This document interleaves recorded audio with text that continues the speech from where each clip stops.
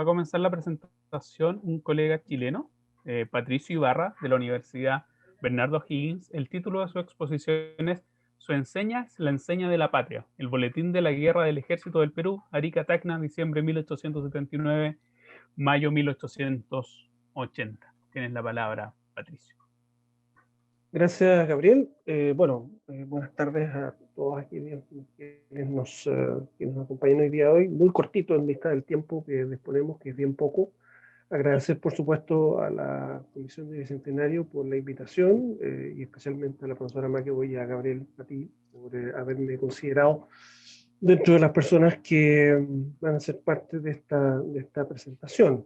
Voy a compartir la pantalla para mostrarles una pequeña presentación que tengo preparada, ¿ya? Con el objeto de guiar un poco esta exposición que quiero compartir con ustedes.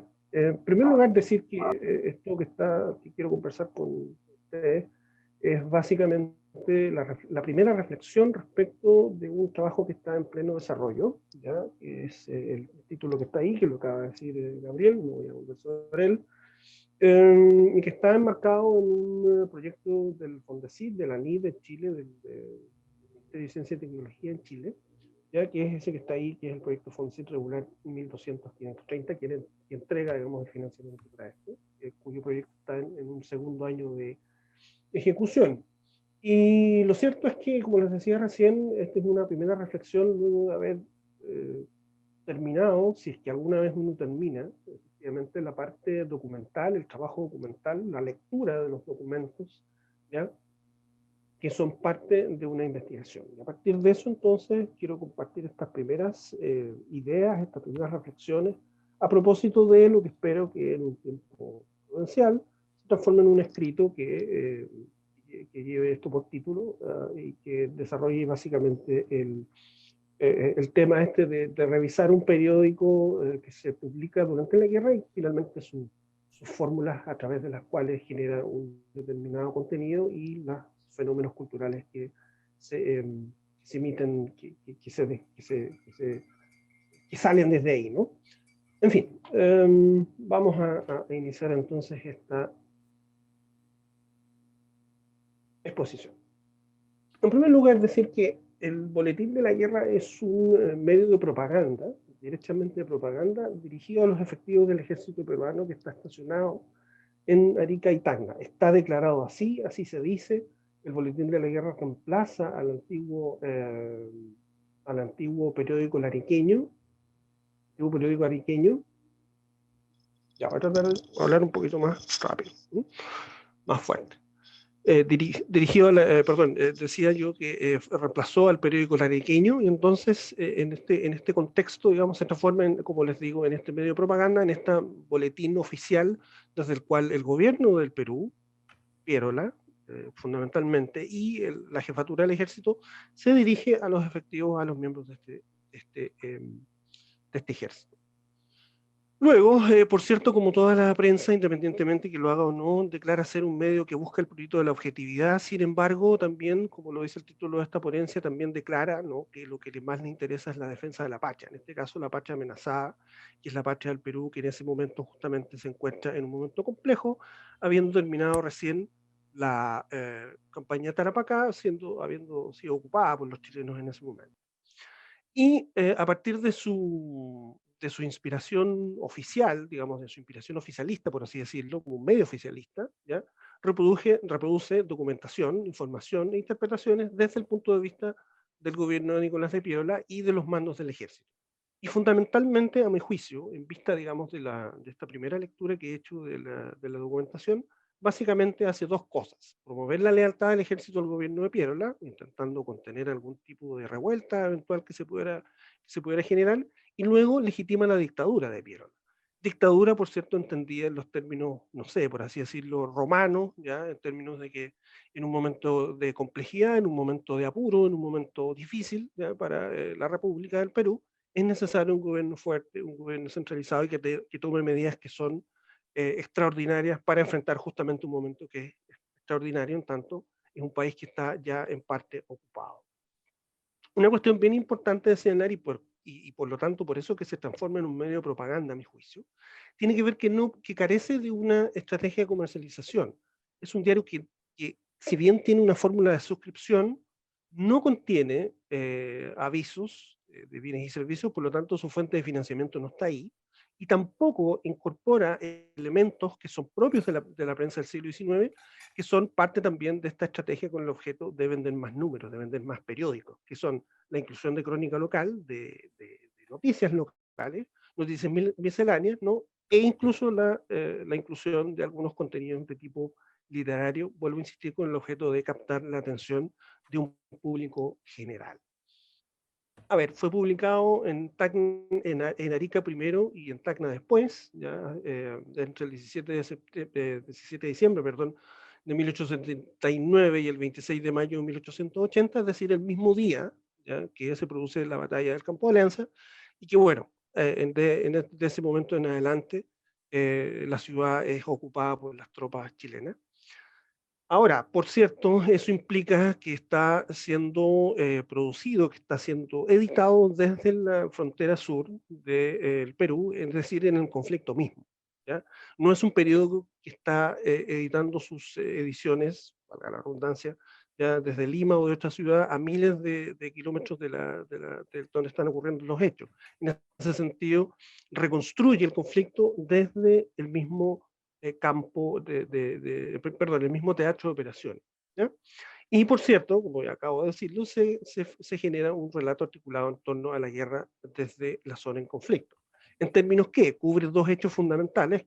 El primero, que es el bloqueo y bombardeo del puerto y las fortificaciones de Arica, esto a partir de febrero del año 80, y luego a partir de marzo las expediciones terrestres con las incursiones a Hilo, Mollendo, Pacocha y todos aquellos movimientos que finalmente terminan llevando al ejército a las puertas, al ejército chileno a las puertas de Tacna, digamos, para efectivamente ocupar la zona y bueno, por cierto, también luego de lo que ocurre en Arica. Una cuestión importante, es editado por Modesto Molina, que es un antiguo colaborador del comercio de Iquique. De hecho, él es quien relata para ese medio el combate naval de Iquique el 21 de mayo, y hay algunos fragmentos que están, digamos, reproducidos en la recopilación de Humada Moreno, y por lo tanto es posible conocer más de este señor, que efectivamente luego de terminada esta edición del boletín, sigue trabajando, digamos, en distintos medios. Luego, una cuestión sumamente importante, en mi juicio, también tiene que ver con que, si bien es un espacio pequeño, hay pocos periódicos que están circulando, la Revista del Sur, La Bolsa, en fin, debate hasta cierto punto con los medios locales y especialmente con el Boletín de la Guerra del Ejército Boliviano, sobre todo respecto de la participación del ejército de ese país en la campaña de Tarapacá y puntualmente en la actitud de Daza, en lo que se conoce como la traición de Camarones, es decir, cuando Daza, digamos, decide no mover las tropas hacia el sur, y participar de las operaciones derivadas, digamos, que se producen luego del desembarco de las tropas chilenas en Pisagua. También, aunque sea discursivamente, emplazó a otros periódicos respecto a sus afirmaciones en temas específicos de la guerra, tanto limeños, ya le hace algunas alusiones al periódico El Independiente, ¿ya? Y lo critica a ese medio por ser opositor al régimen de Piérola, y por cierto también a los chilenos. No tengo evidencia hasta el momento si acaso los otros periódicos efectivamente se hacen cargo de estas afirmaciones, y si acaso, digamos, hay una suerte de diálogo, por así decirlo. Sí ocurre con el boletín de la guerra, perdón, del ejército boliviano. Eso está más bien documentado. Y también, como buen periódico del siglo XIX, es parte del circuito de noticias nacional e internacional, en términos que utiliza material proveniente de publicaciones peruanas, colombianas, fundamentalmente de periódicos que se editan en Panamá, ¿no? Y a las razones es Colombia, y es prensa fundamentalmente que es adicta al régimen también de Piérola, que es financiada por la prensa, perdón, por el régimen de Piérola, ¿no? Respecto a la cobertura del conflicto, por cierto, algo de lo ya dicho es la legitimación de Nicolás de Piérola en el poder, en términos de que presenta todas aquellas medidas que genera la dictadura como justas y apropiadas en el contexto de la guerra, ¿no? Fundamentalmente, una cuestión bien importante que juega un papel importante allí es el estatuto provisorio de fines de 1879 que hace las veces de constitución para ese momento. Justamente Modesto Molina se encarga, ¿no?, de justificar el proceder del gobierno, y también la exaltación de figuras como Piérola y el contraalmirante Montero, que es finalmente el jefe de las tropas aliadas en Tacna.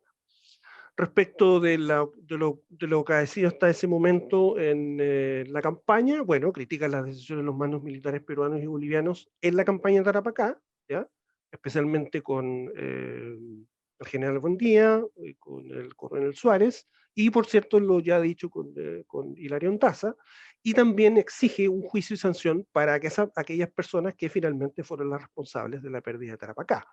Se edita en ediciones continuas, como una suerte de folletín, no es precisamente eso, pero en columnas continuas edita lo que se conoce como las hojas del proceso, que después se editaron en un pequeño librito, ¿ya?, que salió a la circulación un tiempo después.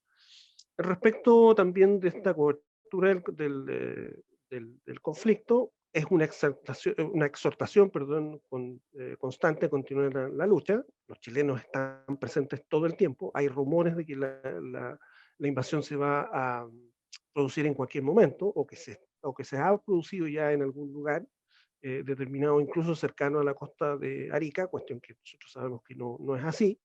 También hace una exaltación de la Alianza Perú-Boliviana, digamos, en el sentido de rendir homenaje a los jefes y a las tropas bolivianas que se encuentran en ese momento en Tacna fundamentalmente, y por cierto, una narración épica de la batalla de Tarapacá, que bueno, sabemos es una victoria peruana, victoria pírrica, pero victoria al fin, en la cual se intenta rescatar como un ejemplo simbólico respecto a lo que tiene que ocurrir en el futuro y especialmente con la campaña que está por iniciarse. Y también, como toda la prensa contemporánea, prácticamente como cualquier escrito contemporáneo que se lleva adelante, que se edite, perdón, en Perú y Bolivia, hay una campaña antichilena con imputación de actos reñidos con el derecho de agentes contemporáneos.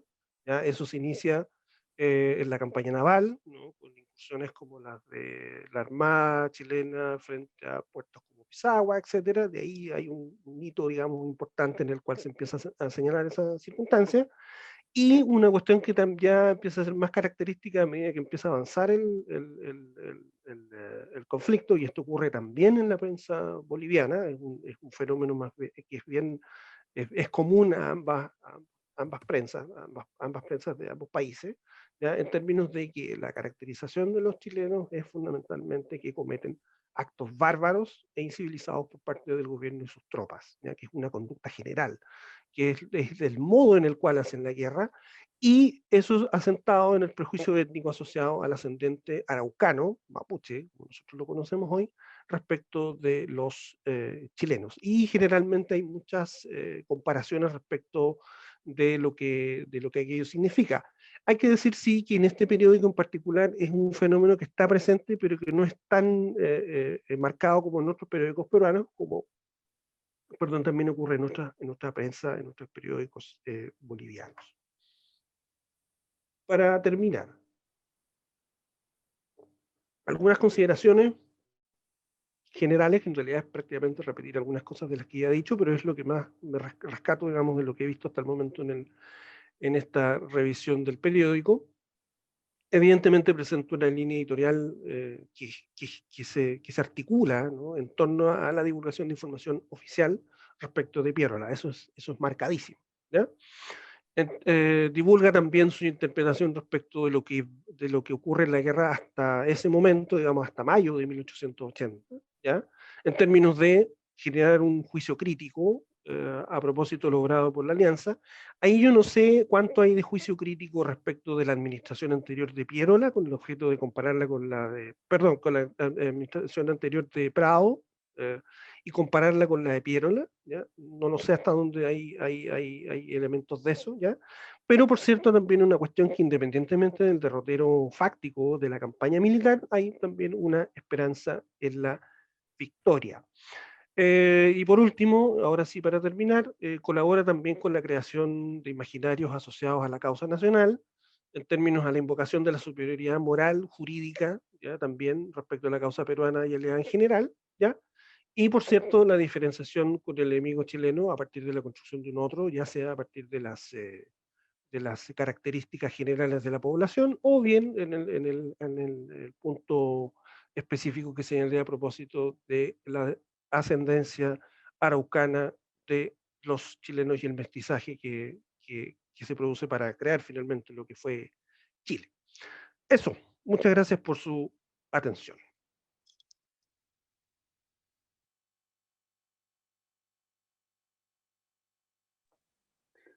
Muchas gracias, Patricio. 15 minutos exactos, cronometrados. Ahora le damos al paso a nuestro colega Juan José Rodríguez y el título de su presentación es Entre dos patrias, las colonias extranjeras durante la Guerra del Pacífico. Juan José, tienes la palabra.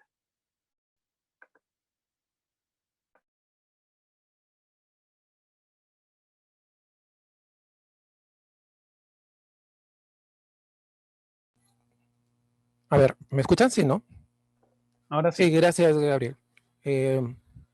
Sí, pues yo quería comenzar un poquito como para darle un poco de ambiente o un poco de música, porque esa música es de esa época y es un vals de 1879 que se llama La Guardia Urbana, que lo pueden encontrar en YouTube.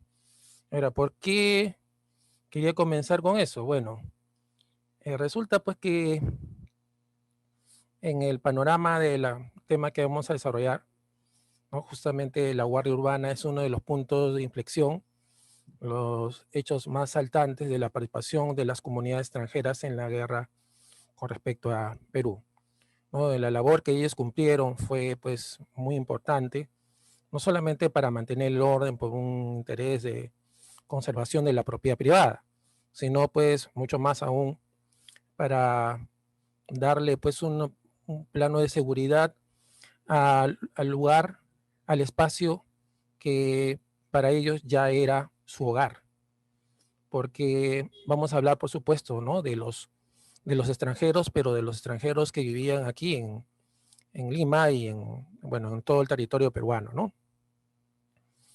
Estoy teniendo un poquito de problemas para cargar mi PowerPoint, pero voy a seguir explicando entonces que, bueno, como todos sabemos, las comunidades extranjeras en los países de América Latina tienen un proceso de migración bastante amplio, pero que vamos a ver una línea bastante más dura, más importante, pues en más o menos mediados del siglo XIX. Las comunidades extranjeras más importantes, sin duda alguna, en ese orden serían los chinos, los italianos, los franceses, los alemanes, más o menos, y bueno, el conjunto de los países de América Latina, ¿no? Ahora sí ya tengo listo el PowerPoint, ahora me falta presentar.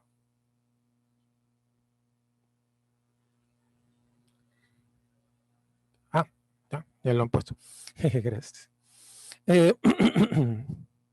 Pues bien, esa es justamente la carátula de este vals peruano, ¿no? Que nos da más o menos una imagen de cómo estaban vestidos, ¿no es cierto?, los guardias urbanos de esa época, que al parecer, ¿no es cierto?, tiene una indumentaria militar, pero más bien es de los bomberos. Porque, como ya habían dicho, ¿no es cierto?, creo que es un trabajo seminal, ¿no?, el de Cristian Gasmuri, ¿no?, sobre bomberos, liberales, masones, en el panorama chileno.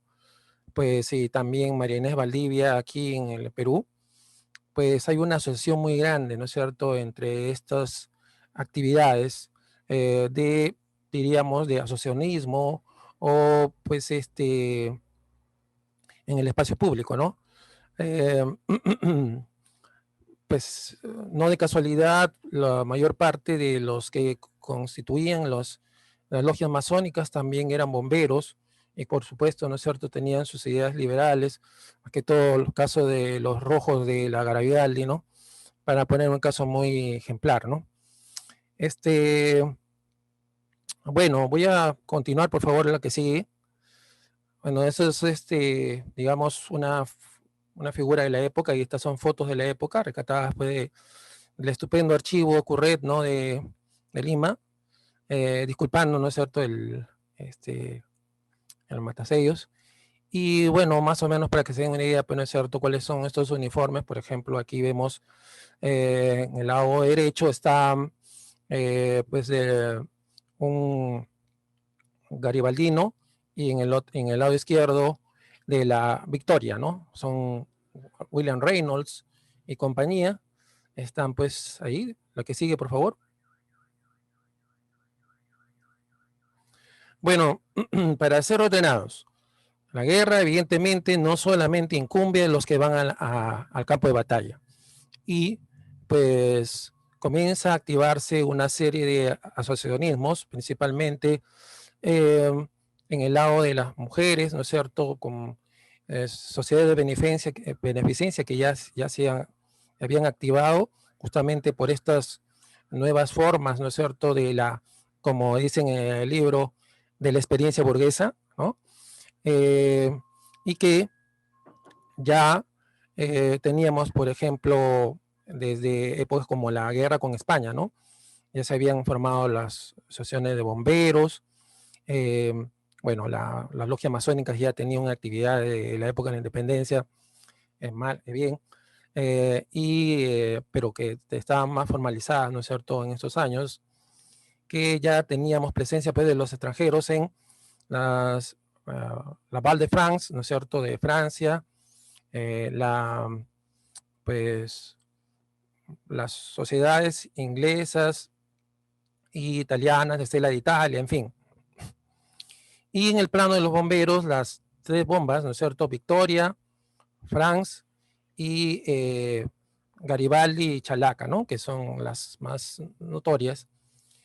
Pero bueno, una de las cosas que va a darse como muy emotiva, ¿no?, es este respaldo, como ven ahí, a los de caridad, a los niños huérfanos, viudas, en fin, que deja la guerra, y que en las listas de los donativos vemos presentes, ¿no es cierto?, muchas familias extranjeras. Por ahí he puesto algún par solo como ejemplo. Lo que sigue, por favor.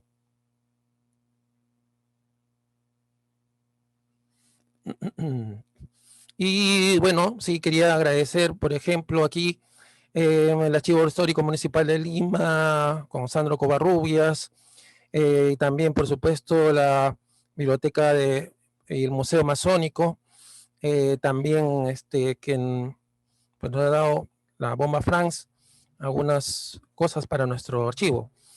Bien, acá tenemos a Eloy Perián Buxó, un literato español que tuvo una participación muy importante, ¿no es cierto?, no solamente como vocero de la guerra, lo que llevan en esa época publicista afuera, y también Eva Canel, su esposa, ¿no es cierto?, que luego tuvieron una participación muy importante, ¿no? Y aquí, por ejemplo, lo que vemos es un documento de la Municipalidad de Lima donde están haciendo, para la beneficencia de los soldados heridos, etcétera, una recolección en base a obra de teatro, que eso ya lo ha comentado el amigo Rubén Quirós, ¿no es cierto?, en su libro del Teatro de la Guerra del Pacífico. Lo que sigue, por favor.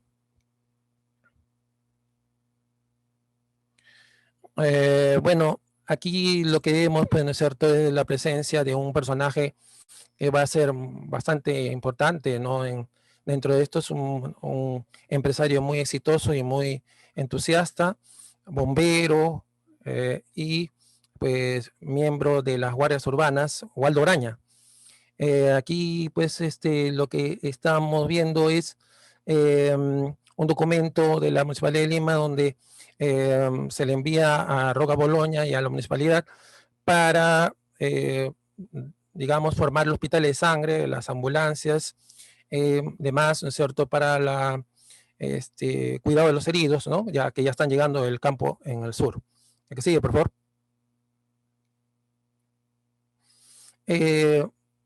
Aquí lo que vemos es cómo responden, ¿no?, ya al llamado de las guardias urbanas extranjeros, ¿no es cierto?, como los italianos, los franceses. Hay los documentos, ¿no es cierto?, con nombres propios que hemos podido rastrear y hacer ciertas hojas de vida pequeñas.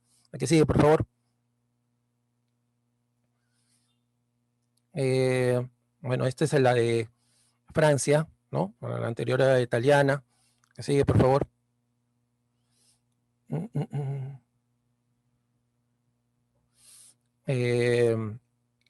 Aquí otra vez, ¿no es cierto? Hablando, ¿no?, de cómo se están activando, ¿no? Se están organizando para apoyar a los peruanos, ¿no? En, como he dicho, ambulancias civiles, dentro de la Cruz Roja, los bomberos y su familia, ¿no? Que sigue, por favor. Recordando que muchos de ellos ya tenían parientes limeños, ¿sí? Peruanos. Bueno, aquí otro documento más, ¿no es cierto?, que corrobora lo que hemos mencionado, ¿no es cierto? Y lo que sigue, por favor. Sí, porque si no, no va a haber tiempo para todo. Aquí están, ¿no es cierto?, con todas las firmas, ¿no?, de los franceses, Bartet, en fin, que vamos a ver, ¿no es cierto?, esos personajes después. Y lo que sigue, por favor. Esta es una lista que vale oro. Es una lista donde incluso hasta dónde van a acomodarse para las formaciones, ¿no?, de estilo militar, ¿no es cierto?, las guardias urbanas. Y como ven, ¿no es cierto?, hay muchos países, ¿no?, ecuatorianos, colombianos, mexicanos. Hay más documentos, obviamente, pues sería largo de explicar, pero obviamente las comunidades más grandes, como hemos dicho, China, que es una sorpresa para algunos, ¿no es cierto?, porque dicen, oh, los chinos pues, estaban con los chilenos, ¿no?, con los culíes, pero había una comunidad china aquí en Lima que incluso formaron guardias urbanas. Sí, el que sigue, por favor. Bueno, ahí hay algunos nombres que vamos a resaltar ahora mejor con las fotos, que el que sigue, por favor, de estos, porque en los documentos de la municipalidad figuran los nombres de los que dirigían, no de todos los que participaban, ¿no? Aquí están, por ejemplo, en otro momento más. Y en la que sigue, por favor. Y por último, en la relación con los masones, ¿no?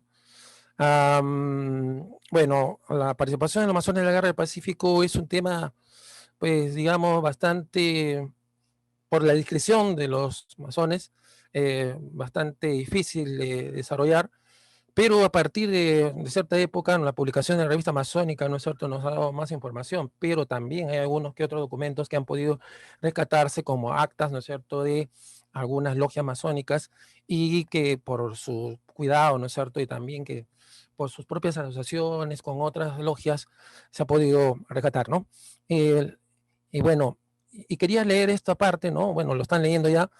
En el ramo de eficiencia, la logia ha practicado algunas obras meritorias. Siempre que la miseria ha tocado nuestras puertas, se ha encontrado con auxilio en cuyo santo fin se ha empleado los fondos de la caja hospitalaria y de productos de suscripciones entre los hermanos. Temerario considero enumerar los actos de beneficencia practicados, es decir, pues la discreción y les hace ocultar, ¿no es cierto?, todo lo que hacen entre ellos, pero en los documentos se ve que, digamos, en toda reunión se hace como una colecta, ¿no es cierto?, para apoyar a huérfanos, apoyar a viudas, en fin, ¿no?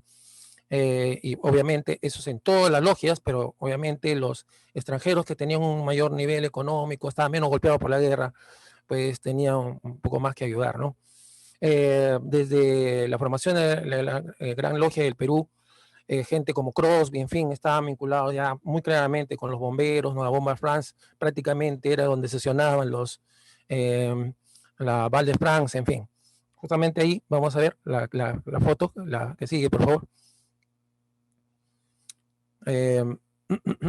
Documentado ya Juan Bartet, ¿no es cierto? Ahí está con su uniforme de bombero, pero también es su uniforme de la Guardia Urbana, a la que sigue. Esta es una clásica, ¿no es cierto?, que, bueno, con mayor calidad, ¿no?, de la Bomba France, ¿no es cierto?, en 1880, ¿no? Que, pues, evidentemente, para distinguirse van a usar este mismo uniforme, pero con un número y una cinta, ¿no es cierto?, para hacer actuar como policía extranjera, ¿no? Lo que sigue, por favor. Aquí esto es la ilustración española americana, ¿no? Una reunión de camaradería un poco antes de que comience todo, ¿no? Miren, la numerosa guardia urbana española, ¿no? La que sigue, por favor. Aquí tenemos una, ahí posando frente al Palacio de la Exposición. Esto es una foto, ¿no? La litografía estaba en la estación americana. La que sigue, por favor. Unos pequeños ejemplos. Sí, sí, no te preocupes. Algunos ejemplos de la Guardia Urbana, por ejemplo, una persona muy famosa, ¿no es cierto?, que en la famosa obra Mi Manuel, ¿no? Adriana Bernoulli habla de su hermano, que fue parte de estas guardias urbanas francesas. El que sigue, por favor. De la misma manera, Ramsey Sturro, que tiene un relato que justamente me parece que fue Patricio Ibarra quien lo pudo recuperar, ¿no? Que también fue miembro de la Guardia Urbana, inglesa en este caso. Lo que sigue, por favor. Estos son los Bacchus y Johnson, ¿no? Aquí famosos por la cerveza, pero que también, ¿no? Formaban parte junto con Meix de las logias masónicas y también de esto de las guardias urbanas. Lo que sigue, por favor. Otra vez Waldo Graña. Aquí él está pidiendo permiso al municipio, ¿no es cierto?, por sus labores que están haciendo las ambulancias civiles, ¿no? Resaltando este aspecto. Que sigue, por favor. Acá ya tenemos uniforme de las ambulancias. Como ven, en algunos casos lo único que hacen es ponerse una cinta con cruz roja, ¿no? La que sigue, por favor. Bueno, el hecho más importante, ¿no es cierto?, de su participación fue los sucesos que ocurrieron entre 16 y 7 de enero, que hubo un saqueo, ¿no es cierto?, que el pueblo, una parte del pueblo de Lima, todas las calles. Esto es de 1862, pero para dar una idea. Y pues ya terminó con ese viaje de Lima, que lo reportan en varias partes, por el que sigue, por favor, en Francia, ¿no? Ahí está la documentación. La que sigue, por favor.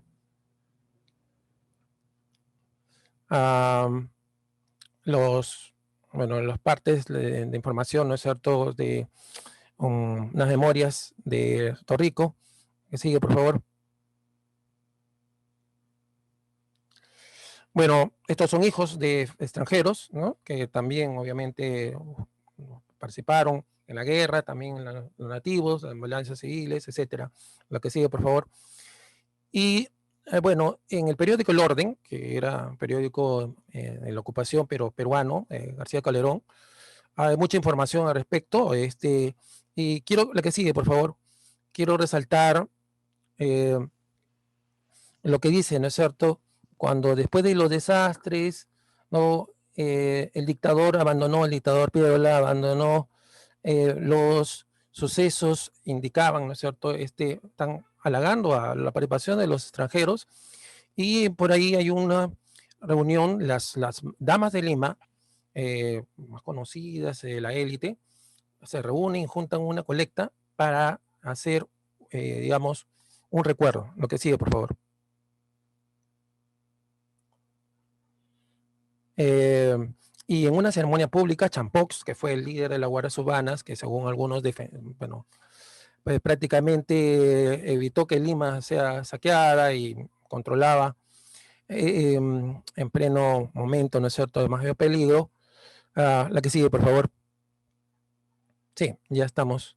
Entonces estamos cerrando con la que sigue, por favor. Con esta cosa muy significativa. La que sigue, por favor. Que creo que es la última. La última, esa, exactamente. Quería mostrar, ¿no?, es justamente estas medallas. Para Champox fue de oro y se hicieron, si mal no recuerdo, 75, ¿no?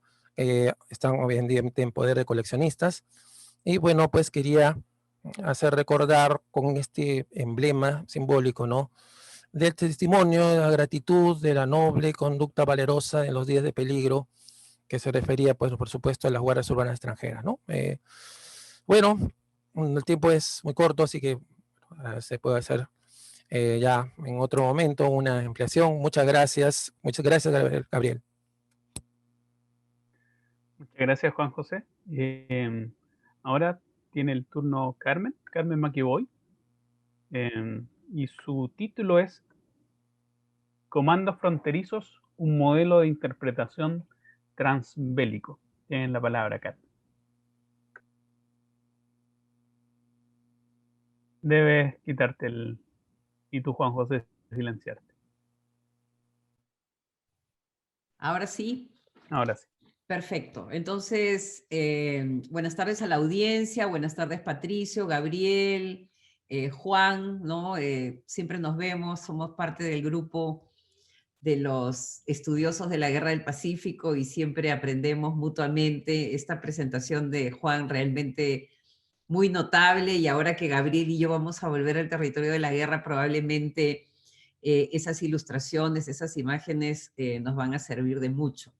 Bueno, entonces lo que vengo yo a presentar es parte de un trabajo, parte de un libro que muy pronto será publicado en Chile y en Perú, sobre Locañas, ¿no? Sobre esta matanza posterior a la Guerra del Pacífico, pero con Gabriel nos hemos, digamos, quedado con esta curiosidad de expandir en el tema, ¿no? Expandir en el tema de estos comandos fronterizos, ¿no? Que son estos personajes que cruzan 3 guerras y que no han sido trabajados en ese sentido, no han sido trabajados como una suerte de soldados que van entrenándose y van mostrando cada vez mayores habilidades de crueldad, de violencia, ¿no? Como muy bien lo ha mencionado anteriormente Juan, probablemente el incendio de Chorrillos, el incendio de Moquegua, es parte de un entrenamiento previo que ha ocurrido en la Araucanía, como lo voy a mencionar anteriormente, en un momento. Entonces me quedo con esta frase, o quisiera empezar con esta frase de Elisa Loncón, que bueno, es este personaje, esta mujer que viene a traer la voz mapuche, ¿no? En una suerte de viraje político que está ocurriendo en Latinoamérica, también en el Perú. Y ella tiene esta frase que dice: la historia oficial ha ido instalando ciertas iconografías respecto a la población indígena. Se instaló la imagen del indio flojo y borracho que no tiene civilización, un sujeto de segundo nivel casi inhumano, ¿no? Para continuar diciendo, para continuar recordándonos sobre la deslegitimación y constante, deslegitimación constante de los pueblos indígenas, de sus epistemologías y sus cosmovisiones, ¿no? Lo que probablemente la presidenta de la convención que va a elaborar la nueva constitución en Chile no menciona por pudor, es que estos pueblos indígenas también fueron objeto de diversión y de entretenimiento, ¿no? Y esto un poco lo descubrimos con Gabriel en esta cacería, ¿no? De Esteban del Canto, que él mismo la menciona en su biografía, ¿no? Que están cazando indios y se encuentran con uno en la zona de Araucanía, en Huequén, y acierta, ¿no? Acierta, sus compañeros le dicen, acertarás, él agarra su carabina y lo mata, ¿no? Antes de que este indio comience a correr, ¿no? Entonces, esa crueldad de la frontera, ¿no? Que probablemente es algo que para Chile se conoce, pero que no ha sido vista como una violencia que se exportó, ¿no? Y un poco el tema de los comandos fronterizos son comandos que en este proceso, digamos, de esta suerte de desensibilización, van aprendiendo prácticas sumamente violentas que no se atreven a realizar fuera de la frontera, aunque más adelante vamos a ver, y no vamos a hablar de eso porque el libro sale pronto, esta violencia va a viajar, digamos, al centro de la República, ¿no? Pero ese no es el tema que voy a trabajar. Entonces, del Canto, y acá viene, digamos, la primera pista del análisis, es encargado de reprimir la resistencia de la sierra, ¿no? Y creo que la resistencia de la sierra no ha sido analizada en toda su magnitud, porque estas poblaciones que fueron, digamos, ejecutadas, quemadas, masacradas, no han quedado mucho rastro de estas historias, ¿no? De estas historias de horror, que probablemente son muy parecidas a estas que vemos en la Araucanía, ¿no? Entonces, el primer punto es esta frontera como un lugar donde es posible llevar a cabo lo que Hannah Arendt llamaría la banalidad del mal, ¿no? Y el mismo Sergio Villalobos, que es, digamos, que tiene su su lenguaje tan defensor de estos comandos, habla de que hay una realidad prosaica ahí, ¿no? Que hay una realidad más bien de mentalidad fronteriza, donde no existe la ley, ¿no? Donde no existe la ley y como él muy bien lo menciona, es posible el hurto, es posible el robo, es posible quemar, es posible asesinar,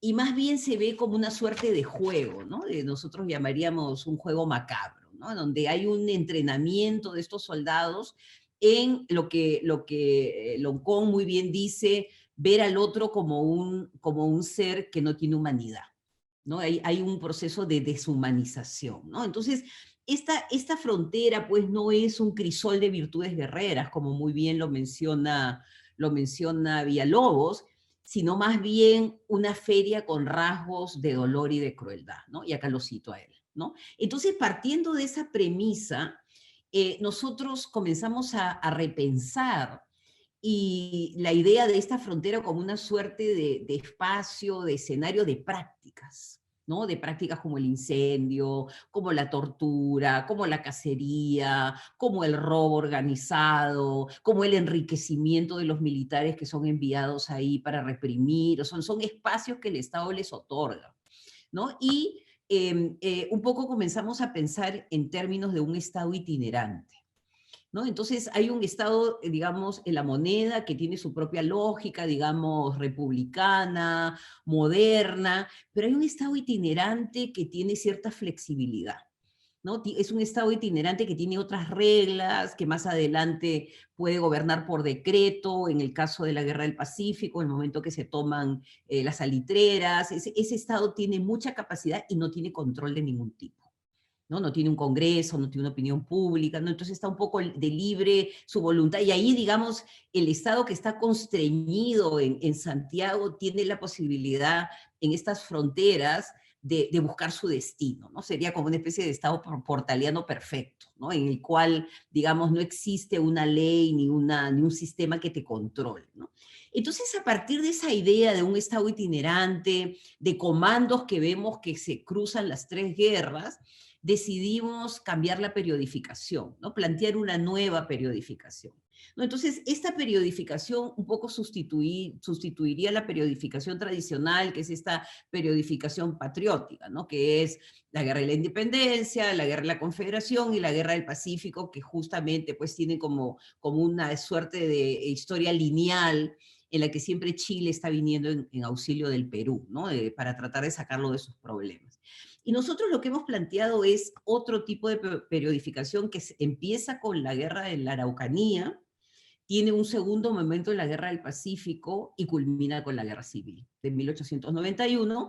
Y lo que tratamos de ver, y no voy a ir a los detalles, son las conexiones políticas de guerra y expansión estatal, ¿no? En la cual existe un discurso y unas prácticas que se van a ir, digamos, perfeccionando a lo largo de estos tres momentos, ¿no? Entonces, es una guerra larga, ¿no? Y es una guerra que al final importa la violencia a Chile, ¿no? Es una violencia de ida y vuelta, una violencia que va y una violencia que regresa, ¿no? Y regresa para ir al centro, ¿no? Para atacar al centro, digamos, de la civilización, ¿no? Es la barbarie entrenada en la frontera que decide que ya no, la frontera no es suficiente y que tiene que tomar el poder central del Estado y bueno, hace lo que hace, ¿no? Y tienen que leer el libro. Pero entonces acá está el tema de la periodificación, que es, digamos, nuestra propuesta de guerras que están engarzadas,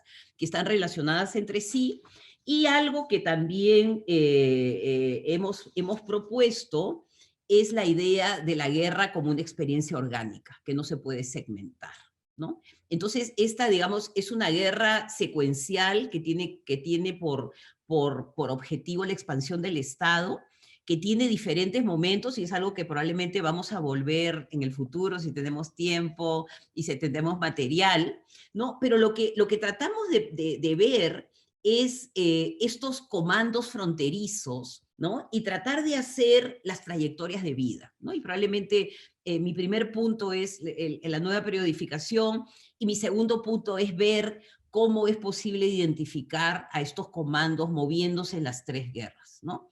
Y uno de estos comandos, por ejemplo, voy a dar un solo de los ejemplos, y lo interesante, ¿no? Y por ejemplo, esto en el caso de Varela, ¿no? Que escribe un libro incluso sobre su experiencia en las diferentes guerras, es que ellos a nivel de su imaginario trasladan una experiencia de una guerra a la otra, ¿no? Entonces, cuando él está cabalgando en la Araucanía, él está recordando cuando estaba cabalgando en el Perú, ¿no? Y viene como una especie de stream of consciousness, ¿no? De conciencia, de que él está como, para él, en su cabeza, es una sola guerra, es una sola experiencia, ¿no? Pero yendo al caso más específico de Lagos, ¿no?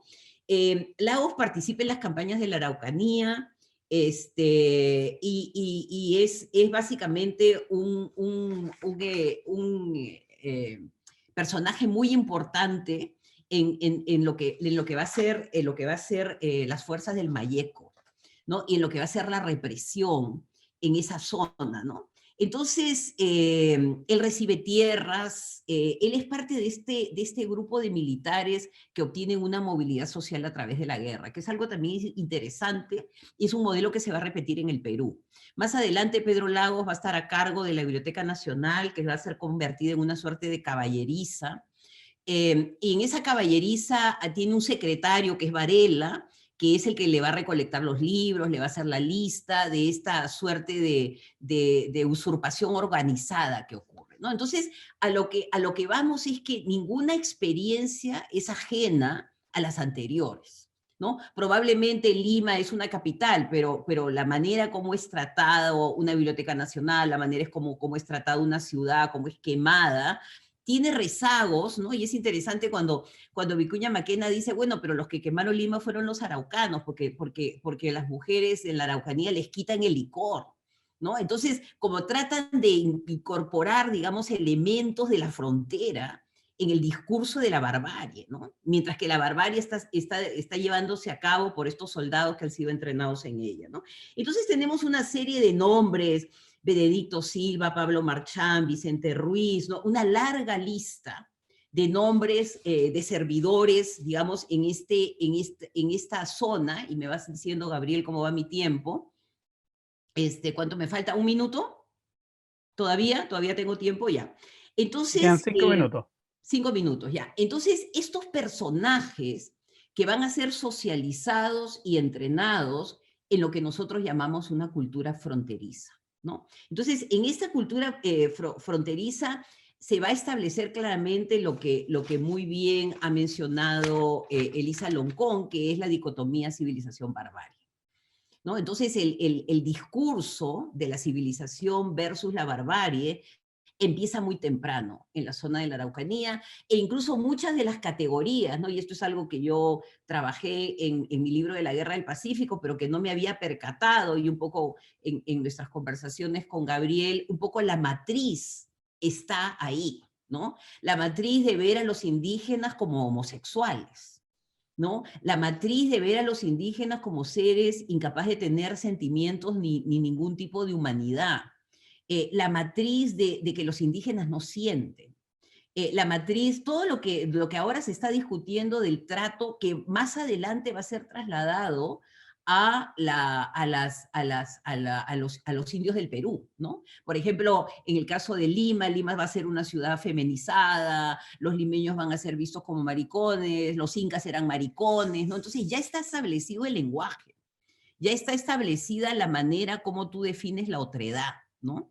Y ahora lo que te falta simplemente es justificar, y te sirve muy bien para justificar. Y es bien interesante, por ejemplo, que la expedición Letelier, que es la expedición que más dolores de cabeza le va a traer a Lynch, va a ser llevada a cabo por un comando fronterizo, O sea, Letelier es un comando fronterizo que piensa que puede ir a la Sierra del Perú y venir con carneros, que puede traer, puede meterse a las iglesias y robarse los cálices. O sea, él piensa que lo puede hacer, ¿no? Y cuando Lynch lo detiene y un poco le dice, acá hay una política de Estado y esa guerra, digamos, bárbara, no se puede llevar a cabo en el Perú, ¿no? Entonces, una suerte de confusión se va a dar en el primer momento, cuando estos comandos no entienden muy bien cuál va a ser su función y van a ir a las haciendas de Lima, ¿no? Y ahí están todos los documentos de las embajadas, ¿no? Dando cuenta de lo que está ocurriendo, ¿no? Y que era como que todos estaban horrorizados, o el incendio de la iglesia de Moquegua, que también se produce justamente en esta suerte de fiesta de alcohol y de fuego, ¿no? Entonces, un poco esa es nuestra idea, ¿no? Y ya creo, probablemente ya estoy terminando, que es la idea de un poco el camino cizagueante. Acá no estamos hablando de caminos lineales, ¿no? Y de que podemos hacer estas extrapolaciones muy fácilmente, sino que es un trabajo, como muy bien lo planteamos con Gabriel, es un trabajo de filigrana, ¿no? De ir identificando probablemente los batallones, de ir identificando los que van y los que vienen. Y un poco termino con esta frase de Domingo Santamaría, ¿no? En 1884, cuando ya termina, cuando ya se ha firmado la paz, y cuando él dice, bueno, ahora es momento de llevar la civilización a la Araucanía, ¿no? Entonces, esta guerra pendiente ha quedado contra los bárbaros. Ya a estos bárbaros peruanos y bolivianos les arrancamos su territorio para el servicio de la humanidad, y ahora continuemos la guerra de civilización nuevamente en la frontera, ¿no? Esta necesidad permanente de una frontera donde llevar tu violencia y donde movilizar a tu ejército, ¿no? Y este entrenamiento que ese ejército va a tener y que finalmente va a ser importado más adelante a la capital de la República, ¿no? Y ahí me quedo para las preguntas o los comentarios. Buenísimo, Carmen, muchas gracias.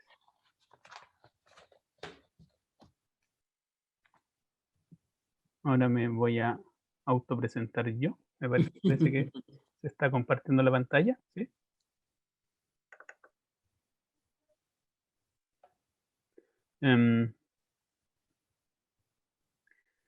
Soy Gabriel Cid, soy académico de la Universidad de San Sebastián y el título de mi presentación se llama Ritualizando la lealtad a la nación, las juras a la bandera y la memoria de la guerra del Pacífico en Chile y Perú a inicios del siglo XX. Esta investigación está en el marco del proyecto Fondesit Regular 12011399.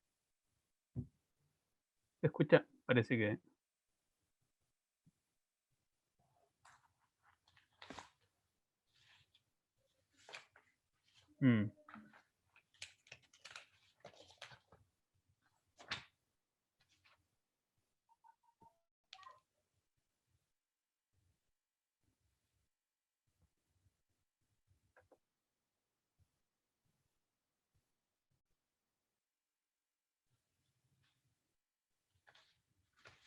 A ver, ¿hasta dónde se escuchó? Parece que se cayó la presentación.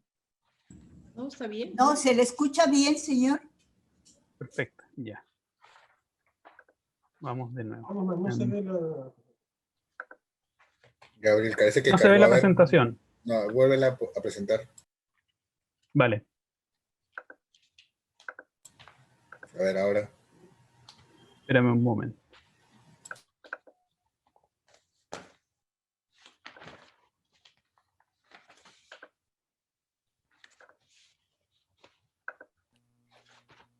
O mándasela a Víctor como hice yo. Sí, porque ahora aunque tengo abierto el documento, no puedo compartirla. ¿Te lo mando al correo, Víctor? ¿Puede ser? Dame un segundo, te voy a hacer cohospedador para que puedas A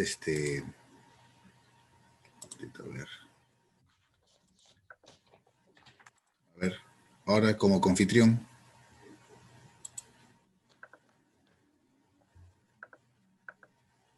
Porque está abierta la opción de varios participantes pueden compartir. Sí, pero yo, como Patricio lo presentó.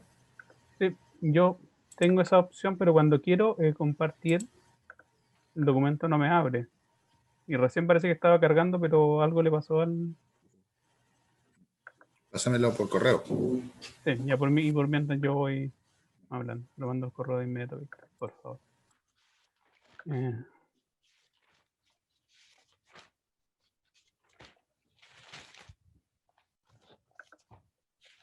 ¿Quieres que te ayude con el tiempo, Gabriel? Vale, Patricio.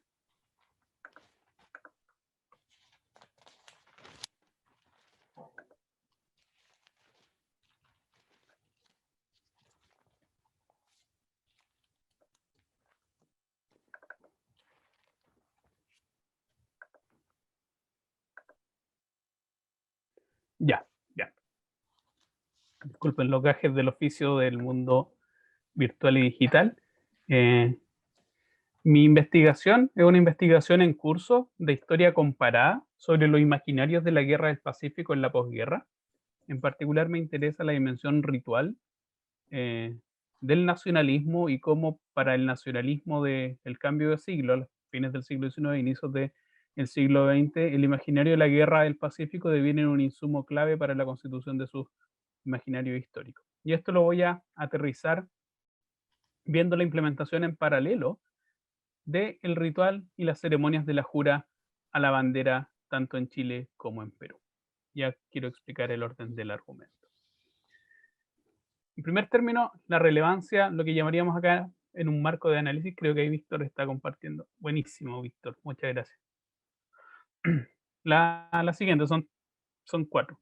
La siguiente, porque ahí expongo el marco de análisis, esa es la importancia del símbolo, la importancia de la bandera, que para todo esto, para todos los efectos rituales funciona como metonimia de la nación. Las banderas tienen el rol para el nacionalismo de devenir en tótems identitarios, es decir, marcan las diferencias, las fronteras simbólicas entre una comunidad y otra, y actúan, insistiría, metonímicamente como una extensión de la nación, como una especie de tótem que resguarda las virtudes históricas de esa nación. En ese sentido, en el cambio de siglo, en aquello que Hobsbawm vio un laboratorio fantástico a nivel global de invención de tradiciones, en varias partes del mundo, entre fines del siglo XIX e inicio del siglo XX, se van a implementar estas rituales de juramento a la bandera, en el espacio escolar y sobre todo en el ámbito castrense. Y en este sentido, la relevancia de la bandera como depositaria de las virtudes de la nación en términos simbólicos. Segunda cuestión que me interesa de este análisis es la importancia del rito de exteriorizar la lealtad a la nación. Es un acto en el cual los involucrados exteriorizan la fidelidad, pero no solamente la fidelidad hacia la nación, sino la exclusividad y superioridad de ese vínculo de pertenencia respecto a cualquier otra afiliación, ya sea religiosa, ya sea política, ya sea regional. Digamos, la nación deviene en estas primeras décadas del siglo XX como la identidad que está por sobre cualquier otra tipo de identidad. Y por ello requiere el sacrificio y de manera muy interesante la ofrenda de la vida para demostrar la exclusividad y superioridad de ese tipo de pertenencia colectiva. Cuando uno examina los textos, cuando uno examina las fórmulas de los juramentos de ritual de la jura a la bandera, la idea de estar dispuesto a ofrendar la vida si es necesario por la patria aparece como un lugar común en cualquiera de sus fórmulas, incluso por sobre otras dimensiones como la obediencia a la Constitución, la obediencia a las autoridades. Es la nación la que, como macro identidad colectiva, requiere la exclusividad y la exteriorización de ese sentimiento de fidelidad de sus miembros. Y eso se realiza periódicamente en el cambio de siglo. También, y aquí lo vinculo con la Mesa de la Guerra del Pacífico, porque en este tipo de rituales se movilizan los imaginarios en torno al conflicto de 1879. En estos rituales, en estas instancias simbólicas, se pone en evidencia la importancia de la conexión histórica con los sucesos del pasado. Y lo que vamos a ver es que en ambos ritos, en la escenificación de ambos ritos, la guerra del Pacífico, incluso por sobre la independencia, incluso por otros tipos de conflictos, va a devenir en la cantera más prolífica, más importante, eh, más plural y amplia al mismo tiempo, para evidenciar formas históricas de expresión de la lealtad hacia la nación, tanto en Chile como en Perú. Y por último, para entender este marco de análisis sobre el cual quiero conducir la reflexión en los minutos que me quedan, es la significación de los referentes heroicos que son movilizados. En ese sentido, la elección de la fecha, la elección de las imágenes de los próceres que se vinculan con esta idea de defender la nación ante cualquier costo, aún a riesgo de la propia vida, no son inocentes. En particular, la elección de los referentes históricos en las ceremonias de la jura de la bandera, pero particularmente en el caso de Perú y Chile, están vinculados a experiencias de batallas perdidas, llamémoslo así. Entonces son movilizados referentes que encarnan la idea, Anthony Smith lo diría así, de abnegación sacrificial por la comunidad. Referentes históricos que han estado dispuestos a morir, a matar y a morir en nombre de la comunidad. Pero también el nacionalismo, y esto es muy interesante, el nacionalismo, más que profitar, más que movilizar referentes victoriosos, el nacionalismo, particularmente en el cambio de siglo, tiene una particular fijación con la figura de los mártires. Es decir, más que la exaltación del héroe victorioso, lo que al nacionalismo del cambio de siglo le interesa es hacer descansar simbólicamente su discurso en aquellas imágenes, en aquellos personajes vinculados a la idea de martirologio, a la idea de el sacrificio colectivo. Básicamente movilizar derrotas, pero que en este ejercicio de redescripción o resignificación retórica devienen en victorias morales de la nación. En el caso concreto que me interesa eh, movilizar en esta presentación es, sin duda alguna, el 7 de junio, la batalla de Arica y la imagen de Bolognesi, esta idea de voy a ofrendar la vida y estoy dispuesto a defender mi nación hasta el último cartucho. Y en el caso chileno, la compañía muerta y sacrificada a los 77 soldados que perdieron su vida en la batalla de Concepción, o la Concepción, como lo entenderemos nosotros, en julio de 1880. En ese sentido son experiencias de derrota en términos militares, pero que son resignificadas por este nacionalismo que encuentra en ellos, en estas figuras sacrificiales, la encarnación de este deber ser, la idea de estar dispuesto a incluso morir por la causa nacional. Teniendo en mente esas dimensiones más bien metodológicas y teóricas, quiero ahora abordar un par de cuestiones contextuales antes de entrar de lleno en el análisis de estos ritos. La siguiente, Víctor, por favor.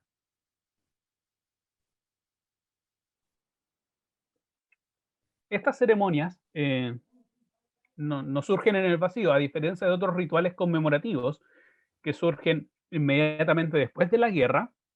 Este tipo de ceremonias en específico están asociadas explícitamente a la implementación del servicio militar obligatorio, que surge en paralelo, casi en paralelo en ambos países. Digamos que entre fines del siglo XIX y las primeras décadas del siglo XX, todos los países de Hispanoamérica están de alguna manera envueltos en esta redefinición de los ejércitos tradicionales del siglo XIX y su tránsito hacia ejércitos profesionales modernos. Dentro de estos, la implementación del servicio militar obligatorio, 1898 en el caso peruano, 1900 en el caso chileno, y modernización asimismo del aparato militar en el ámbito chileno con una impronta marcadamente prusiana, ustedes lo podrán observar en los cascos, va a estar muy claro, pero en el caso peruano de una impronta marcadamente francesa, van a estar justamente en un momento de transición desde estos ejércitos semiprofesionales propios del siglo XIX a una lógica de nación en armas, de ejército profesional y conscripción obligatoria. Además de esa dimensión, conviene señalar la persistencia de los conflictos limítrofes por Tacna y Arico, que, huelga la pena aclararlo, se van a extender hasta la década de 1900, hasta 1929. Digamos que aunque la guerra del Pacífico culmina en términos de la lógica bélica a mediados de la década de 1880, las dimensiones diplomáticas de ese conflicto solo intentan ser zanjadas a inicios del siglo XX, en 1904 con el Tratado de Paz con Bolivia y finalmente en 1929 con el Tratado de Lima, que dirime de alguna manera las controversias en torno a Tacna y Arica. Esto es importante, ¿por qué? Porque hasta bien entrado, hasta la década de 1920, circula de alguna manera una hipótesis de guerra, aun cuando el conflicto del Pacífico parece haber culminado en la década de 1880, las rivalidades fronterizas entre Chile y Perú tienen momentos calientes. Uno de ellos va a ser mediados de 1920 con una movilización militar en la frontera. En algunos casos parece plausible, como hipótesis de guerra, terminar de zanjar las controversias limítrofes con un nuevo enfrentamiento. En ese sentido, aun cuando estos rituales tienen una función cívica, reivindicar la idea de nación, al mismo tiempo son una puesta en escena del poderío de la nación para intimidar al enemigo frente a esta idea de demostración de su poder bélico, de su poder de fuerza, en caso de que las soluciones a los conflictos territoriales no se diriman desde la perspectiva diplomática, sino que haya que incurrir nuevamente en un conflicto bélico. La última, Víctor.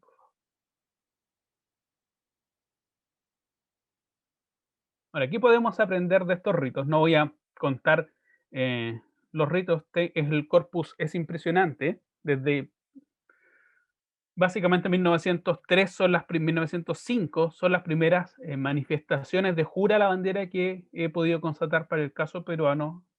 A fines de la década a fines de la primera década, en el caso chileno, se pueden evidenciar las plasmaciones de estos rituales y van a extenderse durante todo el siglo XX. Lo primero que podría constatar, muchas gracias Patricio, es la dispersión del calendario ritual. En varias ocasiones, en el ámbito chileno en particular, no hay certeza de cuál es la mejor fecha para poner en evidencia este ritual de jura a la bandera. No obstante, a veces se realizan el 21 de mayo en homenaje al combate de Iquique, en otras ocasiones en Angamos, a propósito de la victoria sobre el Huáscar, pero desde fines de la primera década del siglo XX se va a comenzar a imponer la idea de que el evento histórico, el hito histórico que mejor refleja esta idea de abnegación sacrificial por la comunidad va a ser la conmemoración del combate de la Concepción 9 y 10 de julio. En el caso peruano, y en eso van a haber intentos de reglamentar estas ceremonias, 1914 en el caso chileno, en 1923 en el caso peruano se va a decretar una legislación que va a hacer coincidir el ritual de la jura a la bandera con la conmemoración del 7 de junio, aun cuando esa fecha es tardía y engañosa, puesto que desde 1905 se viene realizando el primer domingo de cada mes de junio esa ceremonia a los pies del monumento a Boloñes y que, recordémoslo, ha sido inaugurado en 1905. No obstante, a veces se realiza por esa misma reglamentación, a veces se realiza el 2 de junio, el 3 de junio, el 4 de junio, el 5 de junio, de manera que la conmemoración del 7 de junio con el ritual de la bandera a veces pueden coincidir y a veces pueden no coincidir. Desde 1923 es interesante que se hace coincidir por ley, pero además se exporta esa ceremonia, que es particularmente importante en Lima, pero cuesta encontrar la realización de ese tipo de ritual en otras partes ajenas a la capital de la República Peruana. Lo otro, un segundo aspecto importante, es la relevancia de los monumentos como lugares de memoria, para utilizar la célebre fórmula de Pierre Nora, para movilizar o para aterrizar esta memoria e imaginarios en torno a la guerra. En el caso peruano, la pronta inauguración del monumento boloñés en 1905 va a hacer que de ahí en adelante todos los rituales estén bajo la sombra de ese héroe. En el caso chileno, la inauguración del monumento a los mártires de la Concepción va a ser recién en 1923. No obstante, en cada ceremonia se intenta realizarla a los pies de algún monumento histórico afín a la guerra, a veces, aun cuando pueden ser incluso en monumentos vinculados a la guerra de independencia. Lo importante es que los monumentos y el espacio público, en este sentido, no van a tener connotaciones azarosas, sino que se va a intencionar que la ceremonia esté realizada bajo la sombra de algún prócer homenajeado en alguna escultura pública. Lo otro interesante es que si bien comienza siendo como una ceremonia marcadamente castrense, en algunos casos muy similar a una parada militar, en el caso peruano eso es muy evidente, van a haber intentos y esfuerzos, particularmente desde el lado chileno, para llevar esta ceremonia desde los cuarteles a las escuelas. Y desde muy temprano también, esta va a ser un ritual que va a convivir, a semejanza de lo que se realiza en Estados Unidos por la misma época, como un juramento de lealtad a la bandera en las escuelas chilenas. A fines de la década de 1820, mediados de la década de 1920, perdón, he podido encontrar algunos testimonios de prácticas similares en el ámbito escolar peruano. El rol de la liturgia y la sacralización de las reliquias del oro. Esto es interesante. En las ceremonias de jura de la bandera, en el caso chileno, hay romerías, generalmente lideradas por excombatientes o veteranos de la guerra, van a tener una presencia muy importante en ambos casos, de peregrinación hacia la Catedral de Santiago, donde se resguardan los corazones de los héroes de la Concepción, y luego llevar adelante la jura. En el caso peruano, hay romerías a la casa de Bolognesi, se resguarda la bandera del Morro. En una ceremonia muy interesante aparecen entrelazadas la bandera del Huáscar con la bandera de Bolognesi, la idea de rescatar la reliquia del héroe como depositaria del valor de la nación. Hay un cuidado y una noción de transferencia de sacralidad que me parece muy interesante ahí ver en estos rituales. La significación del poder bélico, insistiría en esta idea de que estos rituales se asemejan mucho a una parada militar y en contextos de movilización y tensiones diplomáticas y fronterizas son puestas en escena del poder de la nación. Luego, en la década de 1920, con la llegada del poder aéreo, cada una va a poner en evidencia que su ejército es mucho más importante con la idea de atemorizar al enemigo. 1920, la imagen que está ahí es muy interesante porque además se hace coincidir la ceremonia de la jura de la bandera en Lima con la entrega del bastón de mariscal a Andrés Avelino Cáceres. También se remarca, sirve muchas veces para, en un contexto de difusión de doctrinas disolventes, como se llama en la época, esto es socialismo y comunismo y anarquismo, la idea de reivindicar la nación respecto a estas otras ideas que son calificadas como antipatriotas o antisociales. En ese contexto, el nacionalismo va a tener esfuerzos simbólicos muy importantes para intentar contrarrestar por medio de estos actos públicos multitudinarios muy masivos, impresionantes masivos, estas ideas que se ven como contrarias a la permanencia y vitalidad de la nación. Y por último, ya voy terminando, las lógicas del recuerdo movilizadas por estos rituales son particularmente diferentes, por razones obvias, en el caso chileno y en el caso peruano. En el caso peruano, los sermones, los discursos, las alocuciones patrióticas, las notas de prensa, por ejemplo, que generalmente van acompañando la escenificación de estos rituales, está la idea nuevamente de la posibilidad de recuperar las zonas irredentas, es decir, Tacna, Arica, incluso Tarapacá, la idea de revanchismo histórico y la idea de regeneración nacional. El discurso es: nuestro ejército ya no es como el de 1879, un ejército semiprofesional que sigue a los caudillos, sino es un ejército poderoso cuya única lealtad es la nación.